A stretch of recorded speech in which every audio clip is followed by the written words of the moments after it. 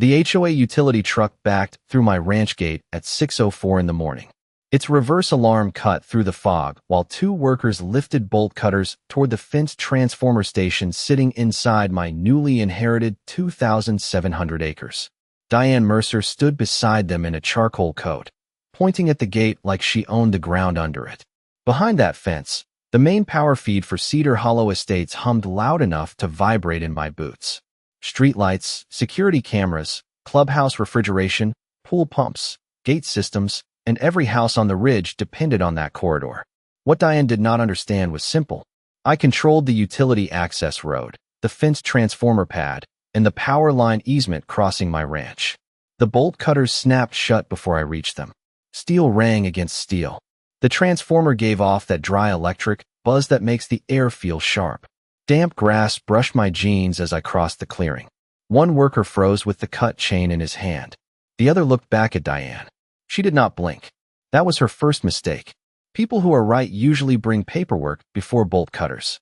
I stopped 10 feet from the gate and looked at the fresh tire tracks carved into my service road.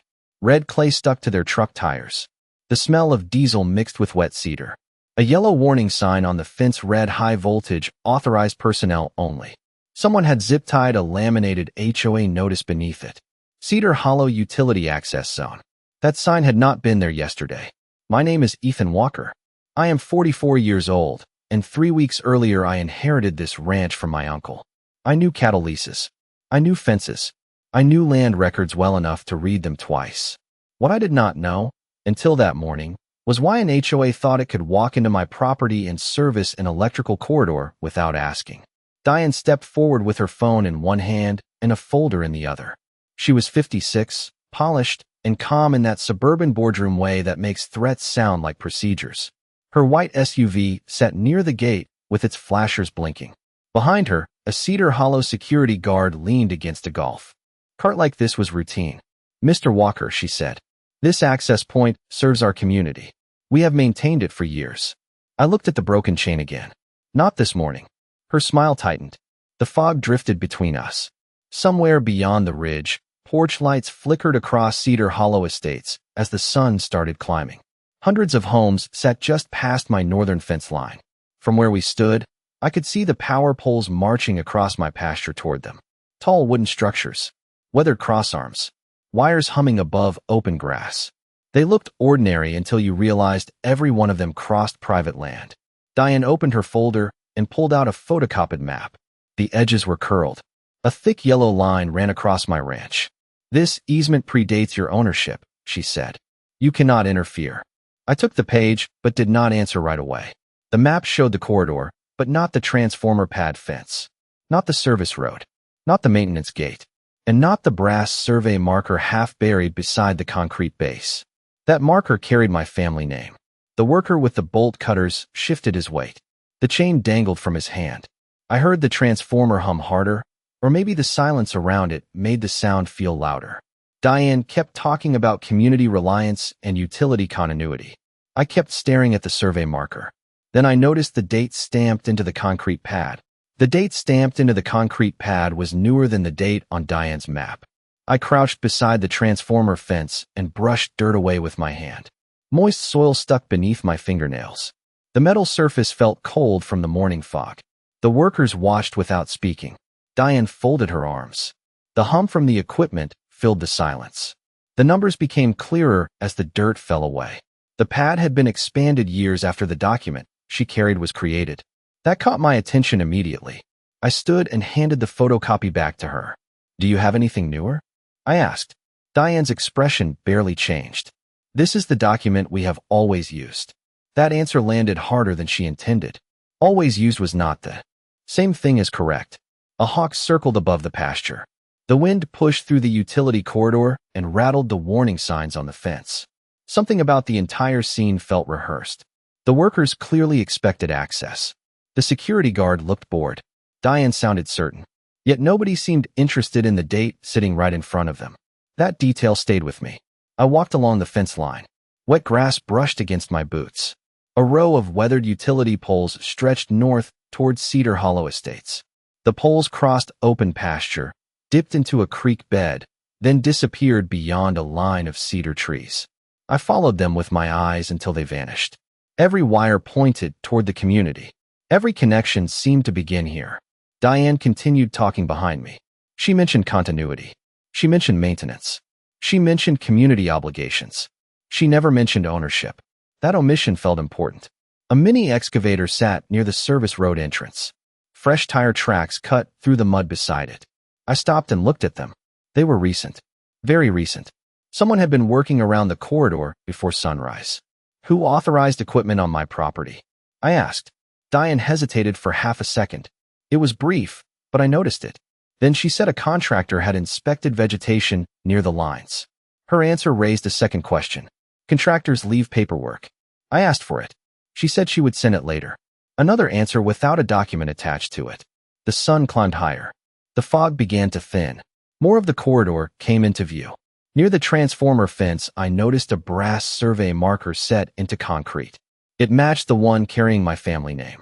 I knelt again and wiped the surface clean. Coordinates were engraved into the metal.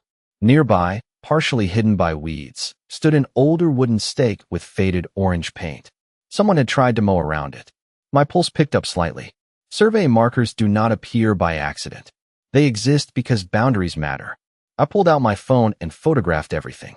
The fence, the transformer, the coordinates, the poles, the service road. Diane watched from a distance. For the first time that morning, she seemed less confident. Not worried. Not yet. Just aware that I was paying attention to details she preferred to ignore. When I finally headed back toward my truck, the smell of wet cedar still hung in the air. The transformer continued humming behind me. The workers never touched the gate again. Then I noticed where the nearest survey line pointed. The nearest survey line pointed directly toward the creek crossing at the northern edge of the ranch. By late afternoon, I was following it in my truck. Gravel cracked beneath the tires. Dust drifted behind me in long golden ribbons. The utility poles stayed in sight almost the entire way.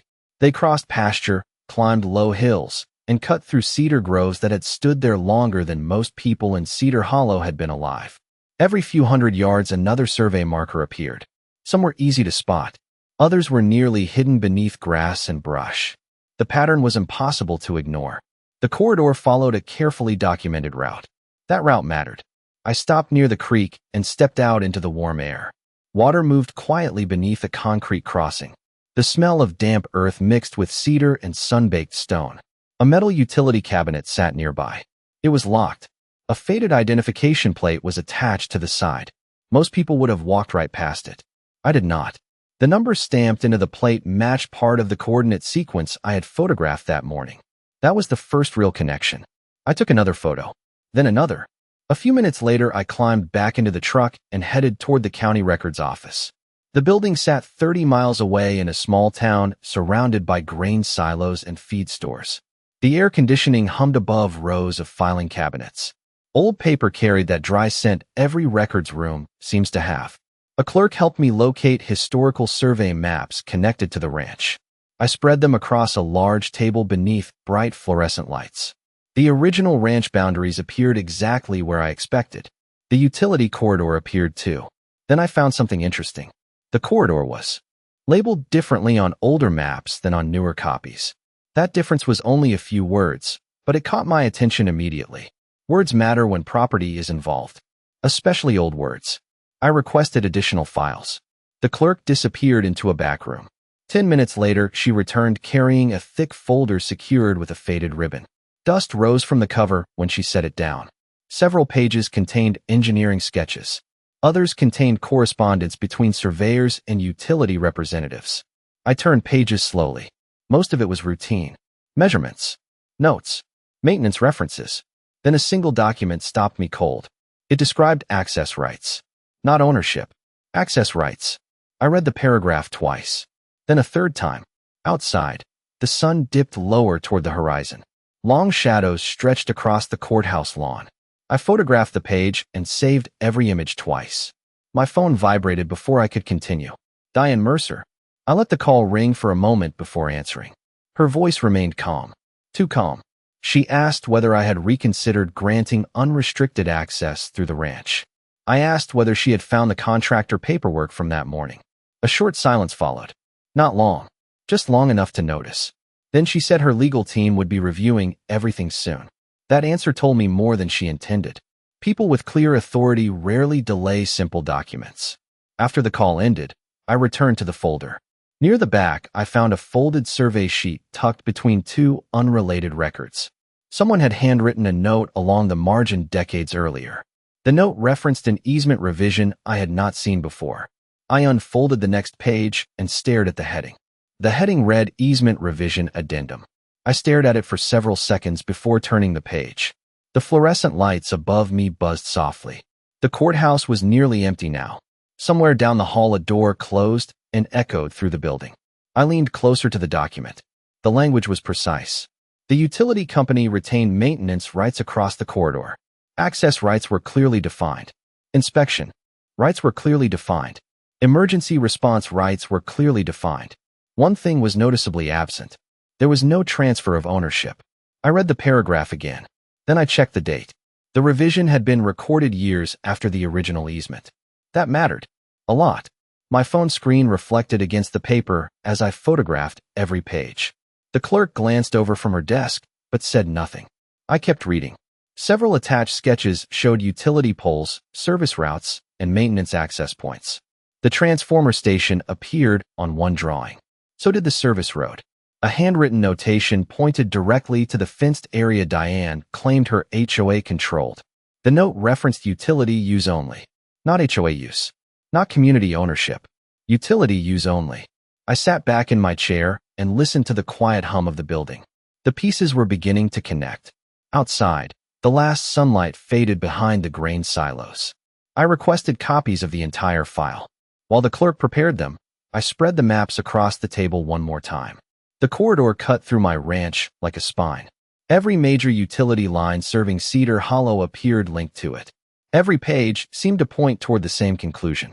Yet something still bothered me. The revision referenced an engineering update completed several years later. I had not seen those engineering records anywhere in the file. Missing records create questions. Questions create leverage. 20 minutes later, I walked outside carrying a thick envelope under my arm. Warm evening air replaced the recycled courthouse air. Crickets had already started singing from the grass along the parking lot. The drive back to the ranch took nearly an hour. Darkness settled across the hills. Headlights swept over fence posts and cattle guards.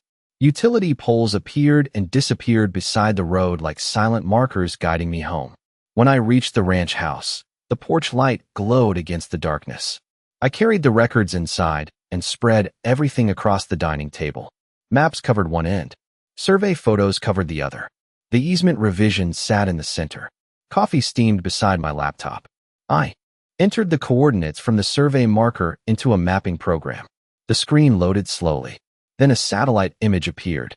The corridor became visible from above. My eyes followed it north, then east, then directly into Cedar Hollow Estates. The image revealed more than I expected. The transformer station was not isolated infrastructure. It was a central connection point. Streetlights branched from it. Security systems branched from it. Community facilities branched from it. The deeper I looked, the larger the picture became. Around 9 that evening, an email arrived from Diane. The subject line was short. Formal notice. Attached was a letter from an attorney representing the HOA. The language sounded confident. It demanded uninterrupted access. It referenced long-standing practice. It referenced community necessity. It referenced authority. What it did not include was a single updated easement document. I noticed that immediately. I printed the letter and placed it beside the revision addendum. Side by side, the difference felt impossible to ignore. One relied on assumptions. The other relied on recorded documents. The house was completely silent except for the ticking clock above the fireplace. Then another detail caught my eye. Near the bottom of the addendum was a reference number connected to a utility engineering report I had never seen before. The reference number sat at the bottom of the page like it had been waiting for someone to notice it. I copied it into my notebook before going to bed. The house was quiet. Wind moved softly through the oak trees outside. Somewhere in the distance a coyote called across the pasture. I barely slept. By sunrise I was already on the phone with the utility company. The woman who answered transferred me twice before I reached someone in engineering records. The report number meant nothing to him at first. Then his keyboard stopped clicking. A brief silence followed. He asked me to repeat the number. I did. More typing. More silence. Finally, he told me the report existed, but the file had been archived years ago. That was enough for me. Archived meant real. Archived meant documented. Archived meant someone had created a record worth preserving. He could not send it immediately. The request would need approval. I thanked him and hung up. Less than an hour later, another email from Diane arrived. This one was less polite than the first. The attorney letter had been replaced by stronger language. Deadlines. Demands. References to community disruption. The tone had changed. That interested me. Confident people usually become more aggressive when certainty begins slipping away. I printed the email and added it to the growing stack on my dining table. Maps. Surveys. Easements. Utility notes. Photographs. Every document seemed connected now. The puzzle was larger than I originally believed. Around noon, I drove back to the corridor. The air was hot. Grasshoppers jumped through the weeds along the service road. The transformer station hummed steadily behind its fence. This time I continued past it. I wanted to follow the line farther. Utility poles stretched across the ranch like a trail of breadcrumbs. I stopped at every marker I could find. Some carried survey numbers. Others carried faded inspection tags attached to the poles themselves. I photographed each one.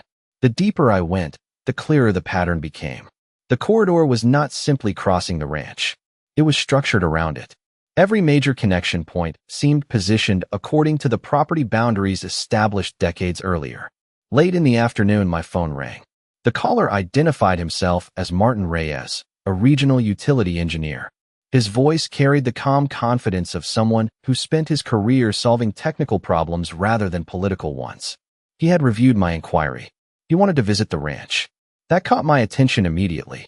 Engineers do not drive hours to inspect facilities without a reason. We arranged a meeting for the following morning. After the call ended, I stood beside one of the larger poles near the northern ridge. Wind pushed gently through the wires overhead. They produced a faint sound, almost like distant music.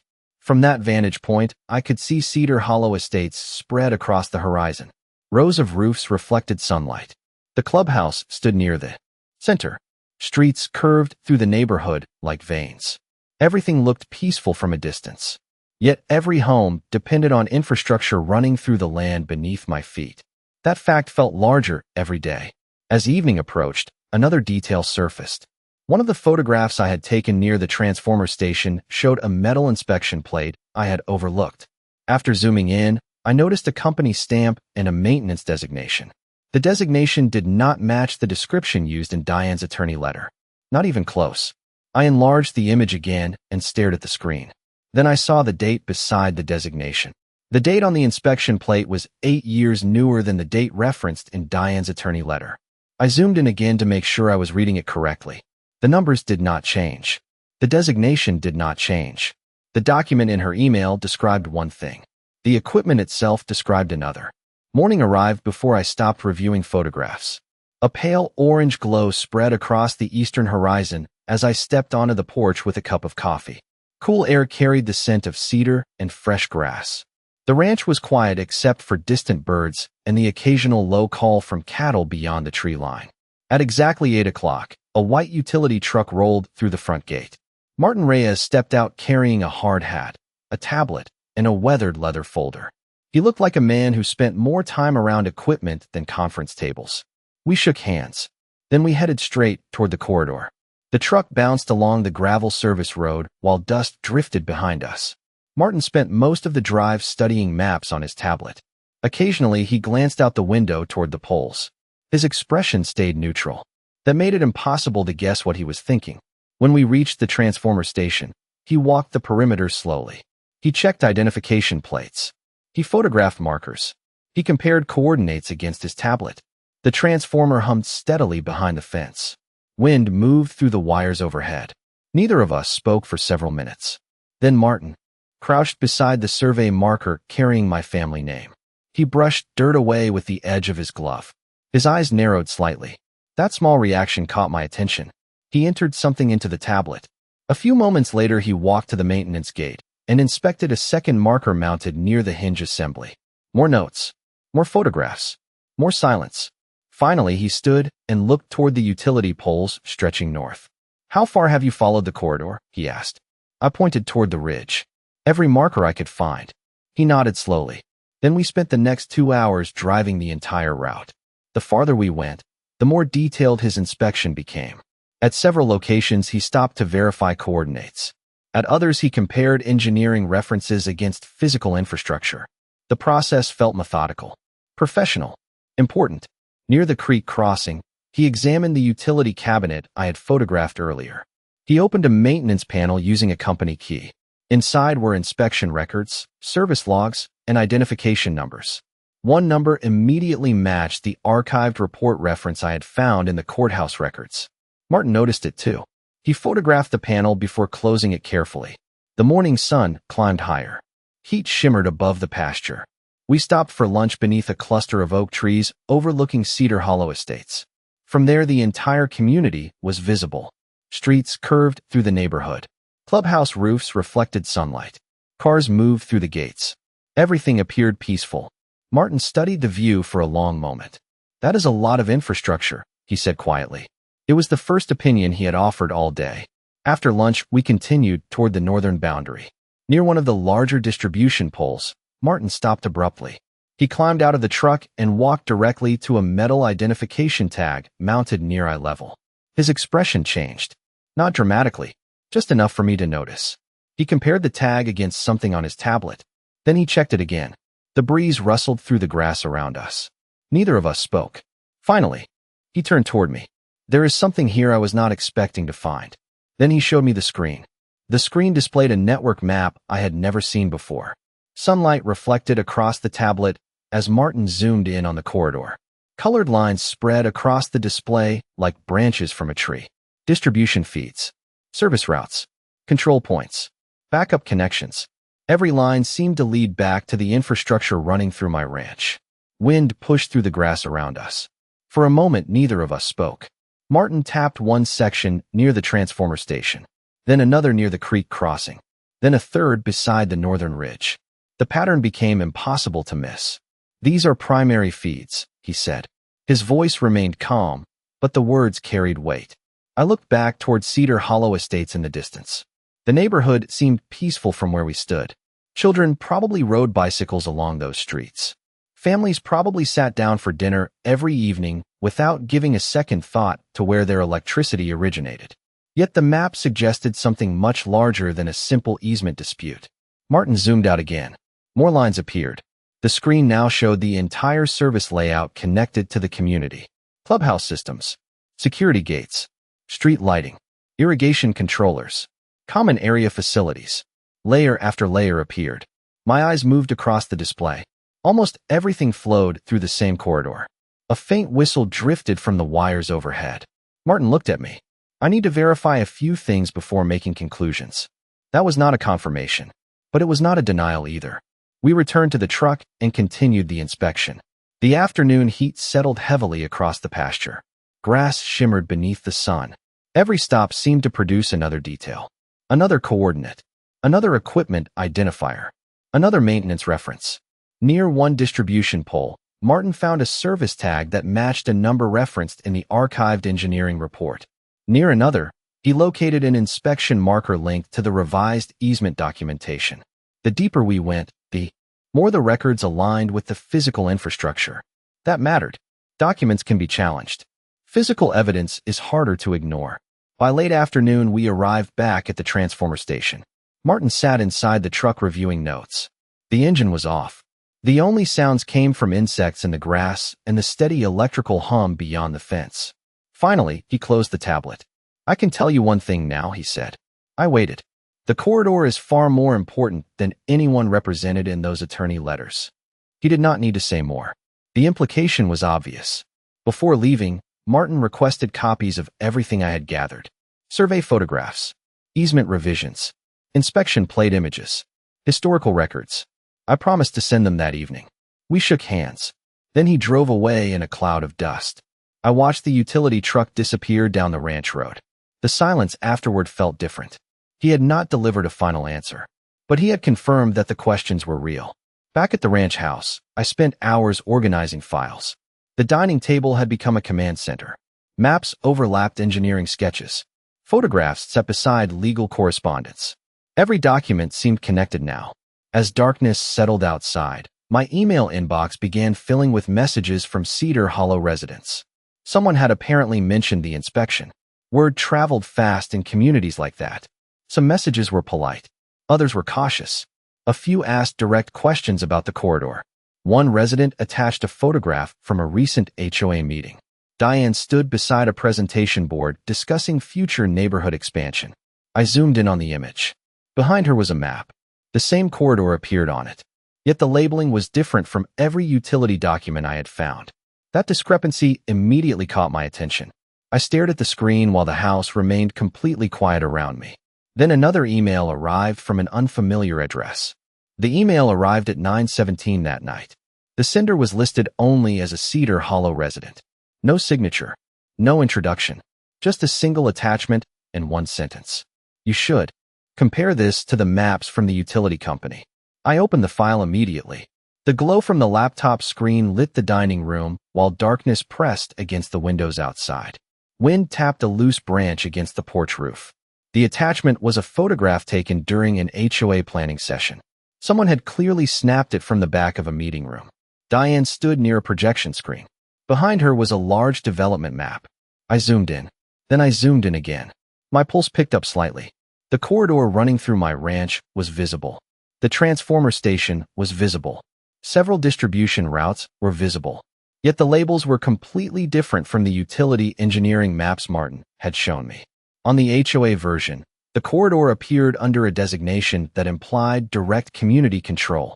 On every utility document I had collected, the corridor was identified as company infrastructure operating under documented access rights. That difference was not small. It was the center of the entire dispute. I saved copies of both maps side by side and studied them for nearly an hour. Every time I compared them, the discrepancy became harder to explain. Near midnight, another detail emerged. One section of the HOA map contained a shaded expansion area extending beyond Cedar Hollow's existing boundary. The proposed expansion crossed directly toward the utility corridor. I sat back in my chair and stared at the screen. The room was silent except for the faint hum of the refrigerator in the kitchen. Suddenly, several things started making sense. The pressure, the attorney letters, the urgency, the attempted access. If future development plans depended on assumptions about that corridor, then any challenge to those assumptions threatened far more than routine maintenance. The next morning, I received a call from Martin. His voice sounded measured as always. He had reviewed additional engineering records overnight. Several archived files had been located. Some matched the reference numbers from the courthouse documents. Others connected directly to equipment identifiers found along the ranch. We agreed to meet later that afternoon. The day passed slowly. I spent the morning organizing records into categories: easements, surveys, engineering references, inspection records, HOA correspondence.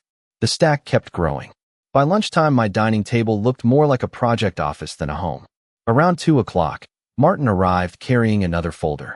We spread documents across the table. Sunlight streamed through the windows and illuminated the pages. Dust floated through the air. For the next hour, we compared records line by line. Several findings reinforced what we already suspected. Then Martin opened one engineering report I had never seen before. The report contained infrastructure dependency diagrams. He placed the page in front of me. Thin lines connected systems across Cedar Hollow. Gate controls, street lighting, clubhouse facilities, security monitoring equipment, irrigation systems, common area electrical service. The diagram looked like a spider web. Nearly every major connection flowed back toward the corridor crossing my ranch. Martin tapped the page quietly. "This is why the location matters," he said. Neither of us spoke for several seconds. The scale of it was becoming impossible to ignore. Later that evening, community discussion began spreading faster. Residents were sharing questions online. Some wanted answers. Others wanted documentation. A few defended Diane completely. But the conversation had changed. People were no longer debating whether the corridor existed. They were debating who actually controlled access to it. As the sun disappeared beyond the hills, another email appeared in my inbox. This one came directly from Diane. The email from Diane arrived just after sunset. The subject line contained only 3 words. Request for meeting. I opened it while sitting at the dining table surrounded by maps, photographs, engineering reports, and survey records. Outside, the last orange light faded behind the hills. Inside, the room felt unusually quiet. Diane's message was different from the previous ones. The legal language was gone. The demands were gone. The deadlines were gone. Instead, she proposed a private discussion at the Cedar Hollow Clubhouse the following evening. No attorneys. No contractors. No board members. Just a conversation. I read the email twice. Then a third time. The change in tone stood out immediately. For weeks, every communication had pushed harder. Now the pressure had shifted. That alone told me something had changed. The next morning brought more signs. Several residents emailed me directly. Some asked polite questions. Others shared photographs from old community meetings. One resident forwarded archived newsletters discussing future infrastructure planning. Another shared screenshots of board presentations dating back years. I spent hours reviewing everything. Certain themes appeared repeatedly. Expansion, growth, development, long-term planning. The utility corridor appeared again and again in supporting diagrams. Sometimes it was highlighted. Sometimes it was barely visible. Yet it was always there. Around noon, Martin called. His voice carried the same steady professionalism as before. He had completed another review of engineering records. Additional archive files had surfaced overnight. Several referenced infrastructure dependencies extending beyond the current neighborhood footprint. That detail caught my attention. How far beyond? I asked. A brief pause followed. Far enough to matter. That answer stayed with me long after the call ended.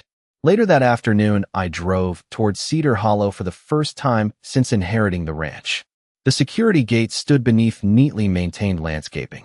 Decorative stone walls lined the entrance. Sprinklers clicked rhythmically across bright green grass. Everything looked organized, predictable, controlled. Residents walked dogs along the sidewalks. Golf carts moved quietly through the streets. Children rode bicycles near the clubhouse. Looking around, it was easy to understand why most homeowners never questioned the systems supporting daily life. Infrastructure remained invisible until someone challenged assumptions about it. The clubhouse stood near the center of the community. Large windows reflected the afternoon sun. Diane was already waiting when I arrived. She sat alone at a conference table overlooking the pool area. No attorneys. No board members. Just as promised. For several moments, neither of us spoke. The soft sound of pool pumps hummed somewhere outside. Finally, Diane folded her hands together. "This has become larger than I expected," she said. It was the most honest statement I had heard from her. The conversation that followed remained civil, careful, measured. Diane acknowledged that questions had emerged regarding historical records. She acknowledged that residents were demanding answers. She acknowledged that outside consultants were reviewing documentation. Yet she avoided discussing ownership directly. Every time the conversation approached that subject, she redirected toward community interests and future planning. That pattern became impossible to ignore. Then she said something unexpected. A development proposal had been under consideration for years. Additional housing, expanded facilities, new community services. Several preliminary plans depended on assumptions regarding corridor access and infrastructure placement. There it was. Not a full admission, not a confession, just enough information to connect another piece of the puzzle. The meeting ended shortly before sunset. As I walked toward the parking lot, warm air carried the scent of freshly cut grass across the property. Residents gathered near the clubhouse patio. Conversations drifted through the evening light. Everything looked normal. Yet beneath that appearance, major questions remained unanswered. I climbed into my truck and checked my phone before leaving. A new message had arrived from Martin. Attached was a document I had been trying to locate since the beginning. The archived engineering report was finally available. The first page alone changed everything.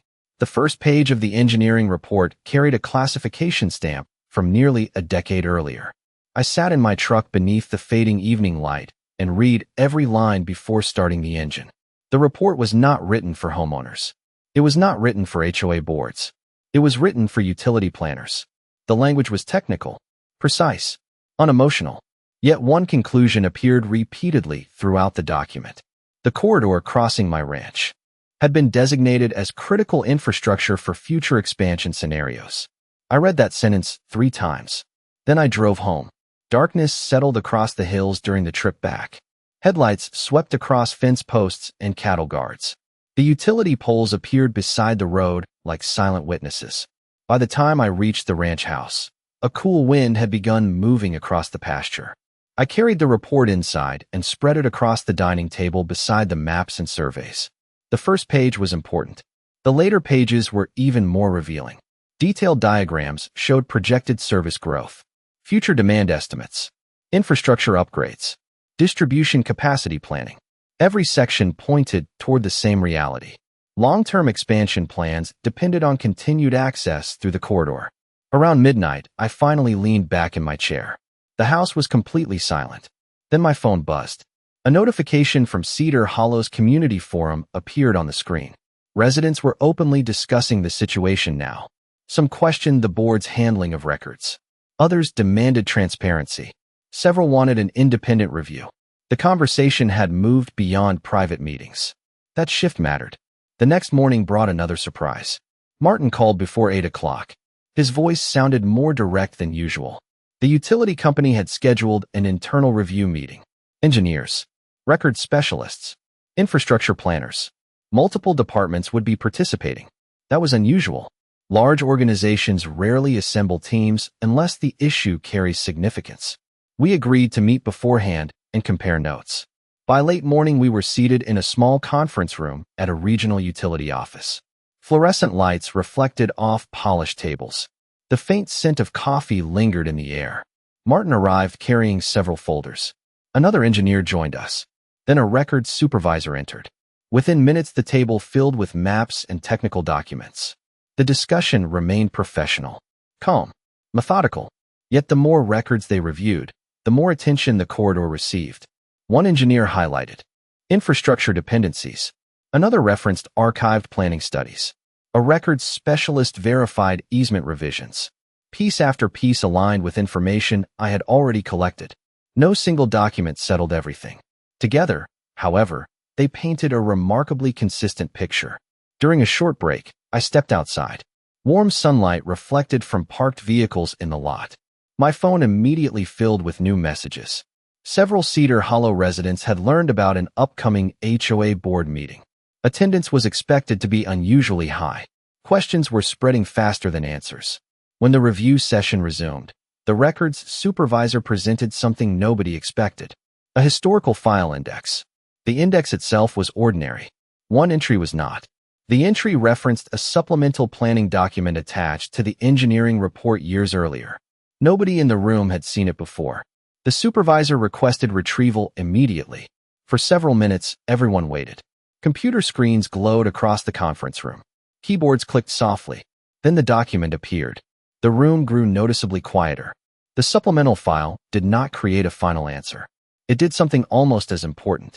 It confirmed that future development assumptions had been built upon access arrangements rather than ownership claims. That distinction changed the tone of the entire discussion. Suddenly, the questions residents were asking seemed far more reasonable. By late afternoon, the review concluded. No final decisions were announced. No dramatic declarations were made. But as people gathered their folders, I noticed something important. Nobody was talking about assumptions anymore. They were talking about documentation. And documentation has a way of changing everything. Then Martin received a message that made him stop walking. Martin stopped beside his truck and stared at the screen for several seconds.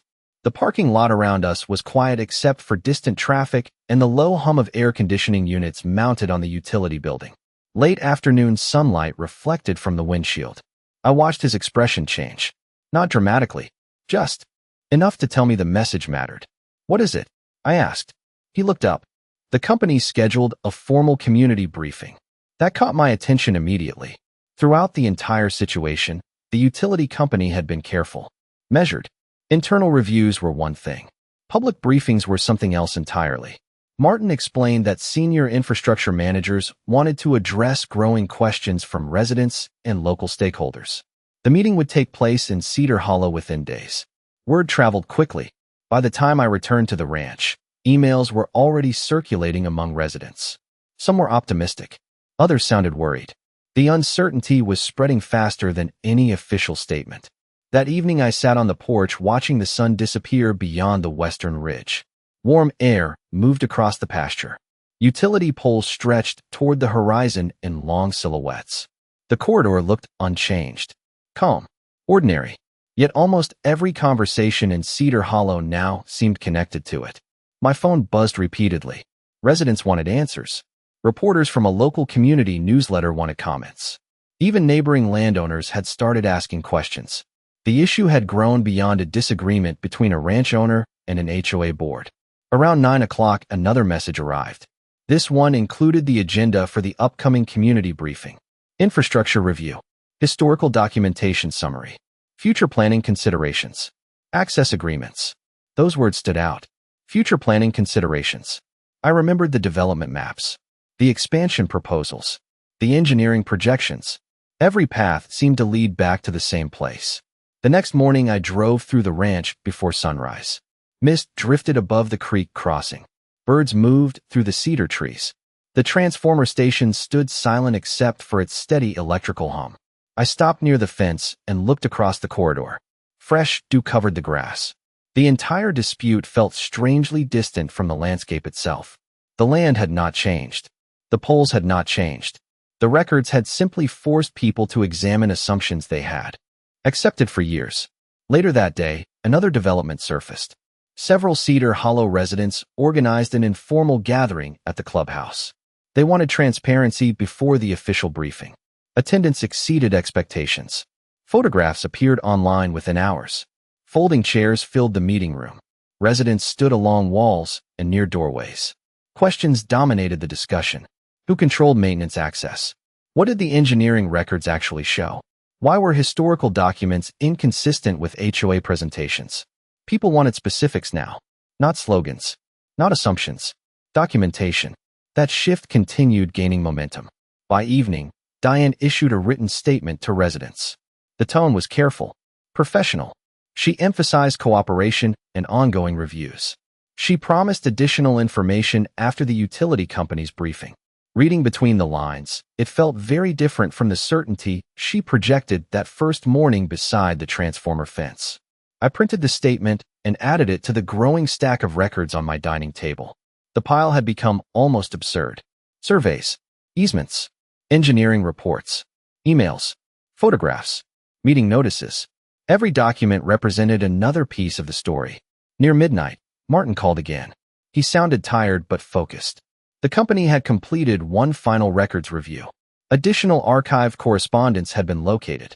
Not engineering diagrams, not maps, correspondence. Internal communications connected to the corridor's planning history. Those records would be discussed during the briefing.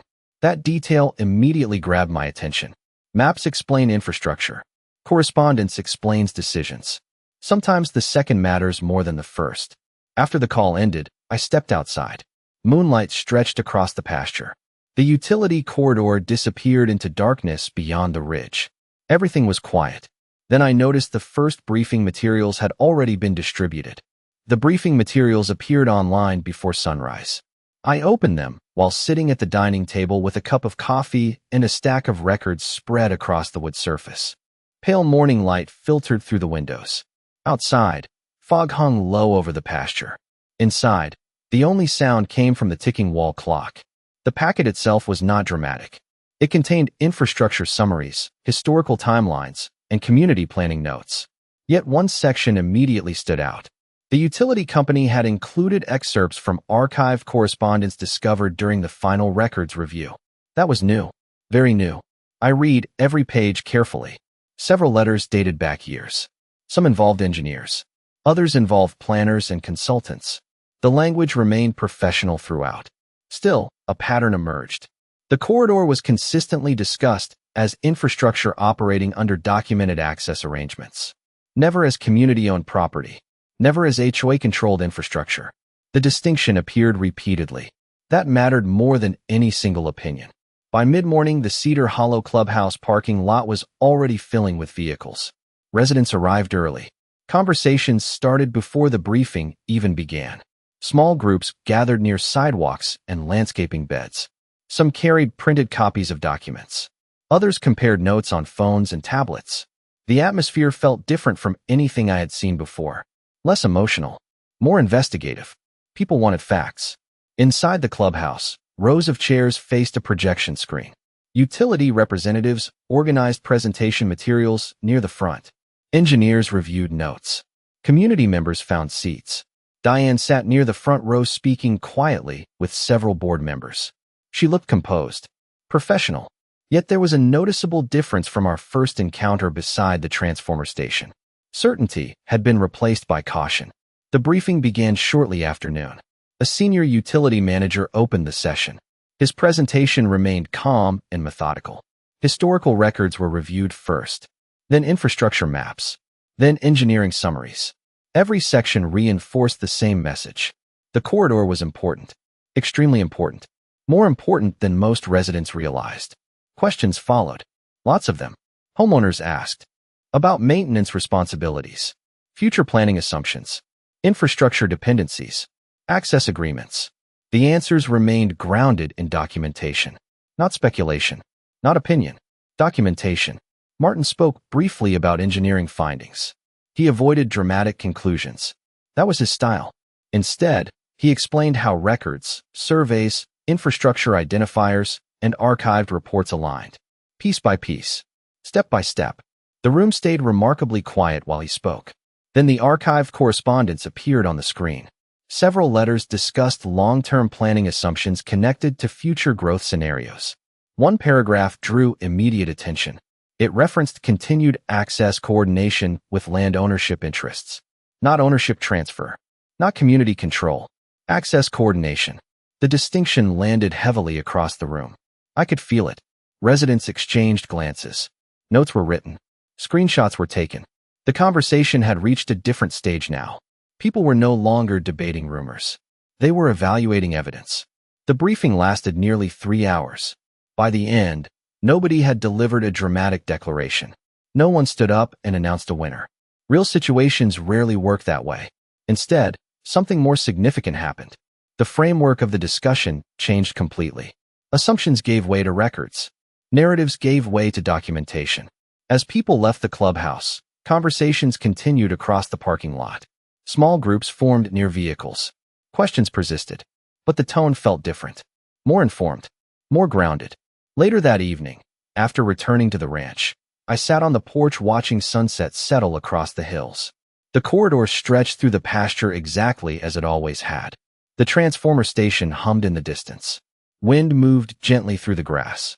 My phone buzzed once. Then again, a new message had arrived from the utility company.